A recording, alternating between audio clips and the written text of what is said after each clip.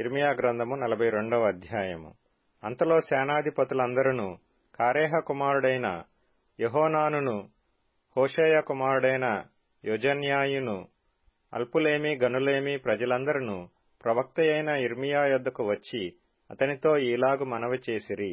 మేము ఎంత కొంచెము మంది మిగిలియున్నామో నీవు చూచుచున్నావు గదా, చిత్తగించి మా విన్నపమును నీ సన్నిధికి రానిచ్చి శేషించియున్న మా అందరి నిమిత్తము నీ దేవుడైన యెహోవాకు ప్రార్థన చేయుము. మేము నడవవలసిన మార్గమును చేయవలసిన కార్యమును నీ దేవుడగు యెహోవా మాకు తెలియజేయునుగాక. కాగా ప్రవక్త అయిన ఇర్మియా వారికుత్తరమిచ్చినదేమనగా, మీరు చేసిన మనవి నేను అంగీకరించుచున్నాను. మీ మాటలను బట్టి మన దేవుడైన యెహోవాను నేను ప్రార్థించుదును. ఏమియూ మీకు మరుగు చేయక యెహోవా మిమ్మును గూర్చి సెలవిచ్చినదంతయూ మీకు తెలియజేతును. అప్పుడు వారు ఇర్మియాతో ఇట్లనిరి, నిన్ను మా యొద్దకు పంపి నీ దేవుడగు యెహోవా సెలవిచ్చిన ఆ మాటలను బట్టి మరుమాట లేకుండా మేము జరిగించిన ఎడల యెహోవా మా మీద నమ్మకమైన సత్య సాక్షిగా ఉండునుగాక. మాకు మేలు కలుగునట్లు మేము మన దేవుడైన యెహోవా మాట వినువారమై, అది మేలే గాని కీడే గాని మేము ఆయన యొద్దకు నిన్ను పంపు విషయములో మన దేవుడైన యెహోవా సెలవిచ్చు మాటకు విధేయులమగుదుము. 10 దినములైన తరువాత యెహోవా వాక్కు ఇర్మియాకు ప్రత్యక్షమాయెను గనుక అతడు కారేహ కుమారుడైన యెహోనానును అతనితో కూడనున్న సేనల అధిపతులనందరినీ, అల్పులనేమి గనులనేమి ప్రజలనందరినీ పిలిపించి వారితో ఇట్లనెను, ఇశ్రాయేలు దేవుడైన యెహోవా సన్నిధిని మనవి చేయుటకై మీరు నన్ను పంపితిరి గదా. ఆయన సెలవిచ్చినదేమనగా, నేను మీకు చేసిన కీడును గూర్చి సంతాపముందియున్నాను. మీరు తొందరపడక ఈ దేశములో కాపురమున్న ఎడల పడగొట్టక నేను మిమ్మును స్థాపింతును, పెళ్లగింపక నాటెదను. మీరు బబులోను రాజునకు భయపడుచున్నారే, అతనికి భయపడుకుడి. అతని చేతిలో నుండి మిమ్మును తప్పించి మిమ్మును రక్షించుటకు నేను మీకు తోడైయున్నాను. అతనికి భయపడుకుడి. మరియు అతడు మీ ఎడల జాలిపడి మీ స్వదేశమునకు మిమ్మును పంపునట్లు మీ ఎడల నేనతనికి జాలి పుట్టించెదను. అయితే మీరు మీ దేవుడైన యెహోవా మాట వినని వారై ఈ దేశమందు కాపురముండక మనము ఐగుప్తు దేశమునకు వెళ్ళుదము, అక్కడ యుద్ధము చూడకయు బూరధ్వని వినకయు ఆహారపు లేమి చేత ఆకలి గొనకయు నుందుము గనుక అక్కడనే కాపురముందుమని మీరనుకొనిన ఎడల, యూదావారిలో శేషించిన వారలారా, యెహోవా మాట ఆలకించుడి. ఇశ్రాయేలు దేవుడును సైన్యములకధిపతియునగు యెహోవా ఇలాగు సెలవిచ్చుచున్నాడు, ఐగుప్తునకు వెళ్లవలెనని నిశ్చయించుకొని అక్కడనే కాపురముండుటకు మీరు వెళ్లిన ఎడల మీరు భయపడుచున్న ఖడ్గము అక్కడనూ ఐగుప్తు దేశముననే మిమ్మును తరిమి పట్టుకొనును. మీకు భయము కలుగచేయు క్షేమము ఐగుప్తులోనే మిమ్మును తరిమి కలుసుకొనును. అక్కడనే మీరు చత్తురు. నేను వారి మీదికి రప్పించు కీడు నుండి వారిలో శేషించువాడైనను తప్పించుకొనువాడైనను ఉండడు. ఐగుప్తులో నివసింపవలనని అక్కడికి వెళ్ల నిశ్చయించుకొను మనుషులందరూ ఖడ్గము చేతను క్షేమము చేతను తెగులు చేతను నిశ్శేషముగా చత్తురు. ఇశ్రాయేలు దేవుడగు యెహోవా ఇలాగ సెలవిచ్చుచున్నాడు, నా కోపమును నా ఉగ్రతయు యెరూషలేము నివాసుల మీదికి వచ్చునట్లు మీరు ఐగుప్తునకు వెళ్లిన ఎడల నా ఉగ్రత మీ మీదికి వచ్చును. మీరు శాపాస్పదముగాను భీతి పుట్టించువారుగాను దూషణాస్పదముగాను తిరస్కరింపబడువారుగాను ఉందురు. ఈ స్థలమును మరి ఎప్పుడునూ చూడరు. యూదాశేషులారా, ఐగుప్తునకు వెళ్లకూడదని యెహోవా మీకాజ్ఞనిచ్చినట్టు నేడు నేను మీకు సాక్ష్యమిచ్చితినని మీరే నిశ్చయముగా తెలుసుకొనుచున్నారు. మన దేవుడైన యెహోవాకు మా నిమిత్తము ప్రార్థన చేసి మన దేవుడైన యెహోవా చెప్పునదంతయు మాకు తెలియజెప్పిన ఎడల మేమాలాగు చేయుదుమని చెప్పుచు మిమ్మును మీరే మోసపుచ్చుకొనుచున్నారు. నేడు నేను మీకు దాని తెలియజెప్పుచున్నాను గాని మీ దేవుడైన యెహోవా మీ యొద్దకు నా చేత పంపిన వర్తమానమును మీరు ఆలకింపకపోతిరి. కాబట్టి కాపురముండవలనని మీరు కోరు స్థలములోనే మీరు ఖడ్గము చేతను క్షేమము చేతను తెగులు చేతను చత్తురని నిశ్చయముగా తెలుసుకొనుడి. ఇర్మియా గ్రంథము 43వ అధ్యాయము. అతడు ప్రజలకందరికీ ప్రకటింపవలనని దేవుడైన యెహోవా పంపిన ప్రకారము ఇర్మియా వారి దేవుడగు యెహోవా సెలవిచ్చిన మాటలన్నిటినీ వారికి ప్రకటించి చాలింపగా, హోషేయ కుమారుడైన అజర్యాయును కారేహ కుమారుడైన యెహోనానును గర్విష్ఠులందరూ యిర్మీయాతో ఇట్లనిరి, నీవు అబద్ధము పలుకుచున్నావు. ఐగుప్తులో కాపురముండుటకు మీరు అక్కడికి వెళ్లకూడదని ప్రకటించుటకై మన దేవుడైన యెహోవా నిన్ను పంపలేదు. మమ్మను చంపుటకును బబులోనునకు చెరపట్టుకుని పోవుటకును కల్దీల చేతికి మమ్మను అప్పగింపవలనని నేరీయా కుమారుడైన బారూకు మాకు విరోధముగా రేపుచున్నాడు అని చెప్పిరి. కాగా కారేహ కుమారుడైన యెహోనానును సేనల అధిపతులందరూ ప్రజలందరూ యూదాదేశములో కాపురముండవలెనన్న యెహోవా మాట వినకపోయిరి. మరియు కారేహ కుమారుడైన యెహోనానును సేనల అధిపతులందరూ యెహోవా మాట వినని వారై యూదాదేశములో నివసించుటకు తాము తరిమివేయబడిన ఆయా ప్రదేశముల నుండి తిరిగి వచ్చిన యూదుల శేషమును, అనగా రాజదేహ సంరక్షకులకధిపతియగు నెబూజరదాను, షాఫాను కుమారుడైన అహీకాము కుమారుడగు గెదల్యాకు అప్పగించిన పురుషులను, స్త్రీలను, పిల్లలను, రాజకుమార్తెలను ప్రవక్తయగు యిర్మీయాను, నేరీయా కుమారుడగు బారూకును తోడుకొని పోయి ఐగుప్తు దేశములో ప్రవేశించిరి. వారు తహపనేసుకు రాగా యెహోవా వాక్కు తహపనేసులో యిర్మీయాకు ప్రత్యక్షమై ఈలాగు సెలవిచ్చెను, నీవు పెద్ద రాళ్లను చేత పట్టుకొని యూదా మనుషులు చూచుచుండగా తహపనేసులోనున్న ఫరో నగరు ద్వారముననున్న శిలావరణములోని సున్నములో వాటిని పాతిపెట్టి జనులకీ మాట ప్రకటింపుము. ఇశ్రాయేలు దేవుడును సైన్యములకధిపతియునగు యెహోవా సెలవిచ్చినదేమనగా, ఇదిగో నా దాసుడగు బబులోను రాజైన నెబుకద్రెజరును నేను పిలువనంపించి తీసుకొని వచ్చి నేను పాతిపెట్టిన ఈ రాళ్ల మీద అతని సింహాసనమును ఉంచెదను. అతడు రత్న కంబళిని వాటి మీదనే వేయించును.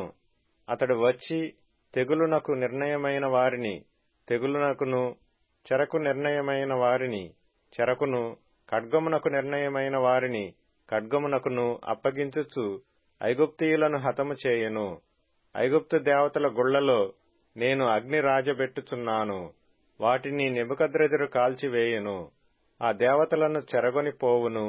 గొర్రెల కాపరి తన వస్త్రమును చుట్టుకొనున్నట్లు అతడు ఐగుప్తు దేశమును తనకు చుట్టుకొని నిరాటంకముగా అక్కడ నుండి సాగిపోవును. అతడు ఐగుప్తులోనున్న సూర్యదేవతా పట్టణములోని సూర్యప్రతిమలను విరుగగొట్టి ఐగుప్తు దేవతల గుళ్లను అగ్నిచేత కాల్చివేయును. యిర్మీయా గ్రంథము 44వ అధ్యాయము. మిగ్దోలులో గాని, తహపనేసులో గాని, నోపులో గాని, పత్రోసులో గాని ఐగుప్తు దేశవాసము చేయుచున్న యూదులనందరినీ గూర్చి ఇశ్రాయేలు దేవుడును సైన్యములకధిపతియునగు యెహోవా వాక్కు యిర్మీయాకు ప్రత్యక్షమై ఈలాగు సెలవిచ్చెను, నేను యెరూషలేము మీదికిని యూదా పట్టణములన్నిటి మీదికిని రప్పించిన కీడంతయు మీరు చూచుచునేయున్నారు.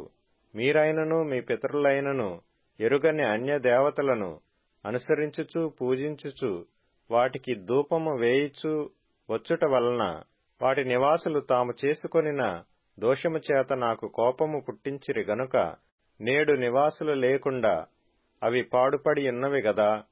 మరియు నేను పెందలకడ లేచి ప్రవక్తలైన నా సేవకులందరినీ మీ యొద్దకు పంపుచు నాకసహ్యమైన ఈ హేయ కార్యమును మీరు చేయకుండుడి అని నేను చెప్పుచూ వచ్చితిని గాని వారు ఆలకింపకపోయిరి.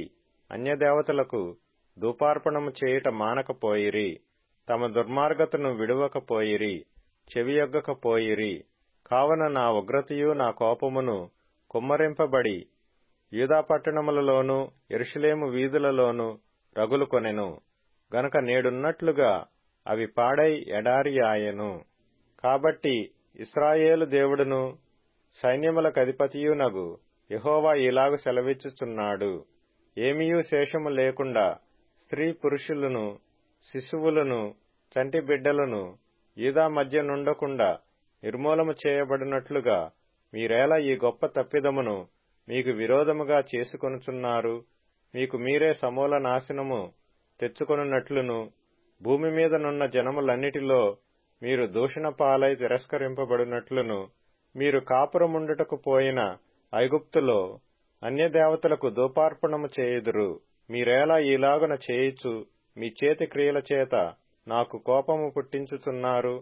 వారు యూదాదేశములోను యెరూషలేము వీధులలోను జరిగించిన క్రియలను, అనగా మీ పితరులు చేసిన చెడుతనమును, యూదారాజులు చేసిన చెడుతనమును, వారి భార్యలు చేసిన చెడుతనమును, మీ మట్టుకు మీరు చేసిన చెడుతనమును, మీ భార్యలు చేసిన చెడుతనమును మర్చిపోతిరా?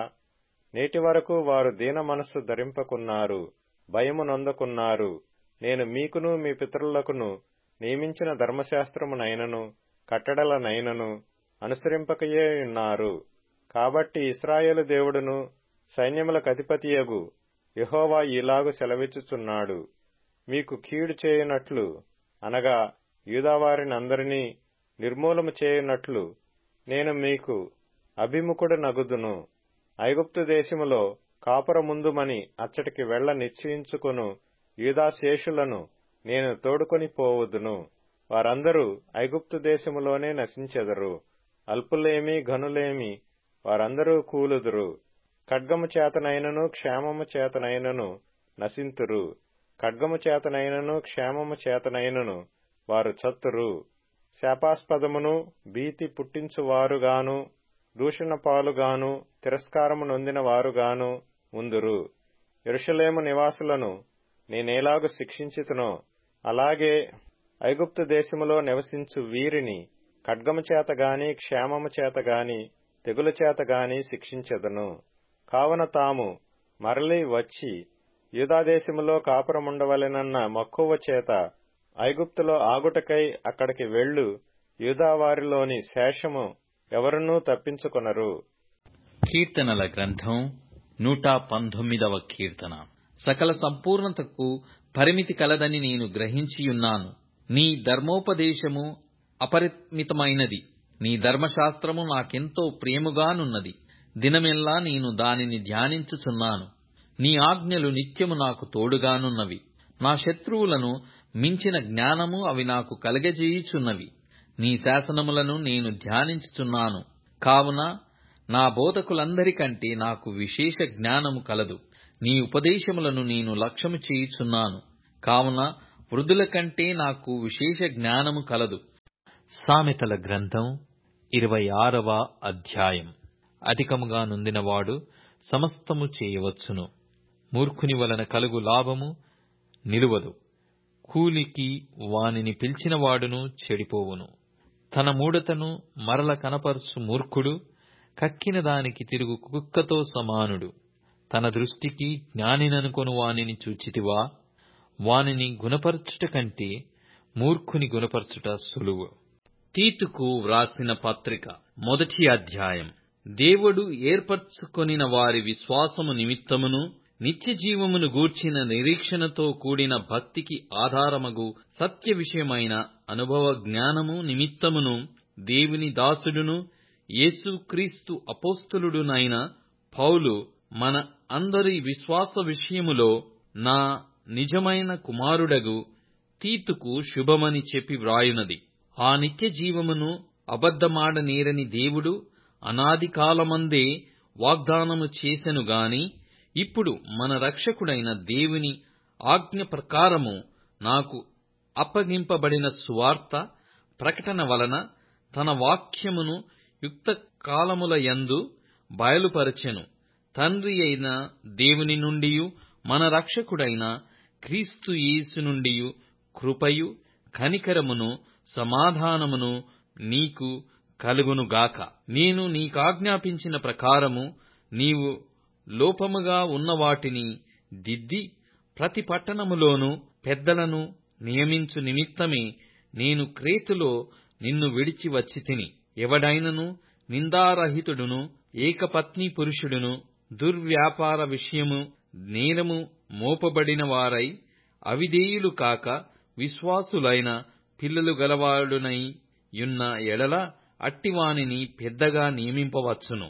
ఎందుకనగా అధ్యక్షుడు దేవుని గృహ నిర్వాహకుని వలె నిందారహితుడై ఉండవలెను. అతడు స్వేచ్ఛాపరుడును ముక్కోపియు మద్యపానియు కొట్టువాడును దుర్లాభము అపేక్షించువాడును కాక, అతిథి ప్రియుడును, సజ్జన ప్రియుడును, స్వస్థబుద్ధి గలవాడును, నీతిమంతుడును, పవిత్రుడును, ఆశా నిగ్రహము గలవాడునయ్యుండి, తాను హితబోధ విషయమై జనులను హెచ్చరించుటకును, ఎదురాడు వారి మాట ఖండించుటకును శక్తి గలవాడగునట్లు ఉపదేశమును అనుసరించి నమ్మదగిన బోధను గట్టిగా చేపట్టుకొనువాడునై ఉండవలెను. అనేకులు, విశేషముగా సున్నతి సంబంధులను, అవిధేయులను, వదరుబోతులను, మోసపుచ్చువారునై ఉన్నారు. వారి నోళ్లు మూయింపవలెను. అట్టివారు ఉపదేశింపకూడని వాటిని దుర్లాభము కొరకు ఉపదేశించుచు కుటుంబములనే పాడు చేయుచున్నారు. వారిలో ఒకడు, అనగా వారి సొంత ప్రవక్తలలో ఒకడు ఇట్లనెను: క్రేతీయులు ఎల్లప్పుడూ అబద్ధికులను, దుష్టమృగములను, సోమరులగు తిండిపోతులనై ఉన్నారు. ఈ సాక్ష్యము నిజమే.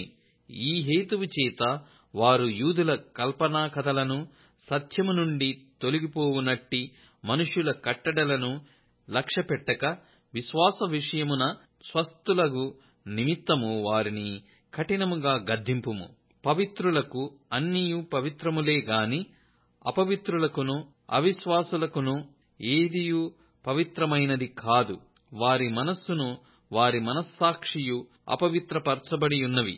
దేవుని ఎరుగుదమని వారు చెప్పుకొందురు గాని, అసహ్యులను, అవిధేయులను, ప్రతి సత్కార్యము విషయము భ్రష్టులునై యుండి, తమ క్రియల వలన ఆయనను ఎరగమన్నట్టున్నారు. తీతుకు వ్రాసిన పత్రిక 2వ అధ్యాయము. నీవు హితబోధకనుకూలమైన సంగతులను బోధించుము.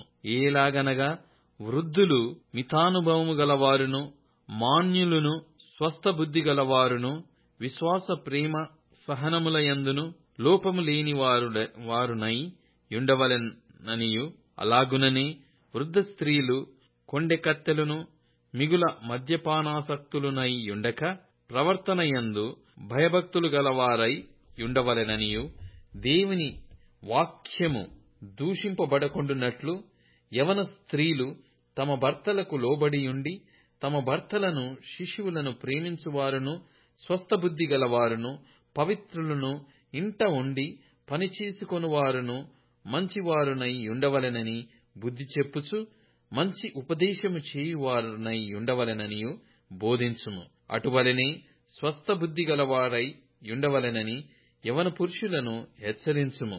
పరపక్షమందుండువాడు మనలను గూర్చి చెడు మాట ఏదియు చెప్పనేరక సిగ్గుపడినట్లు అన్నిటియందు నిన్ను నీవే సత్కార్యముల విషయమై మాదిరిగా కనపరుచుకొనుము.